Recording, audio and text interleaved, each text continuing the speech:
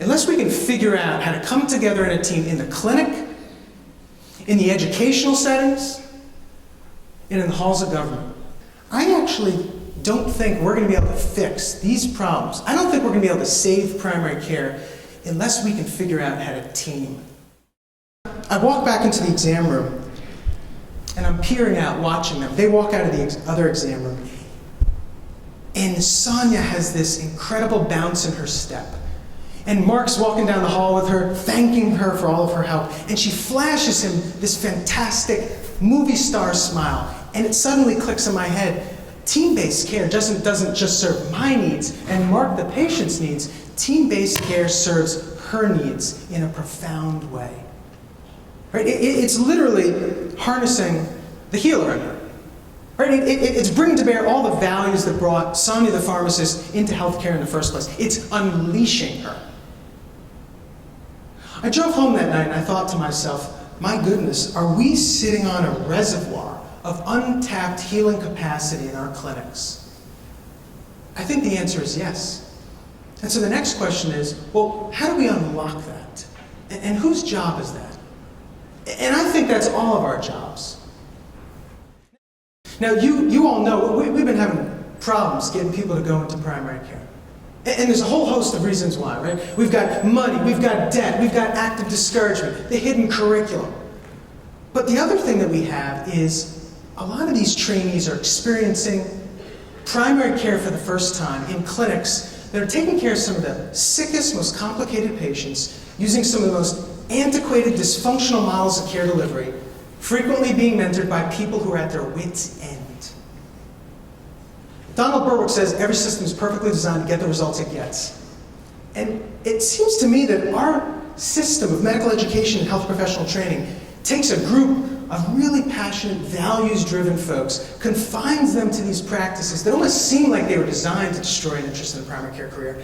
And then we wonder why so many students are walking around with shirts on that say, friends don't let friends go into primary care. But we can do something about this, folks, right? So for all of you that are transforming your practices right now, anywhere along that continuum, I ask you to reach out to the next generation. Throw them a lifeline. Right? We gotta give them hope. And for the truly bold amongst you, ask them for help. Right? Engage them in the transformation process. Our organization, Primary Care Progress, is seeing students and residents engage in really useful, helpful projects all over the country. This represents a really interesting opportunity for us in primary care. But here's the thing. If we're going to take advantage of this, I think we need a totally unique strategy. Right? For starters, we're going to have to think about and talk about ourselves in a different way than we have in the past. I got to be a little bit provocative here because I'm concerned that we've defined the us of primary care a little too narrowly. You see, there's a lot of infighting going on in our community, friends. We're infighting about who's a real primary care provider, who the real primary care is, who can lead a primary care team. And not only is this a distraction, but I'm concerned that it's preventing us from doing the real coalition building that we need to do to face the real looming threat. I think we got to come together as a primary care community in a way we've never done before.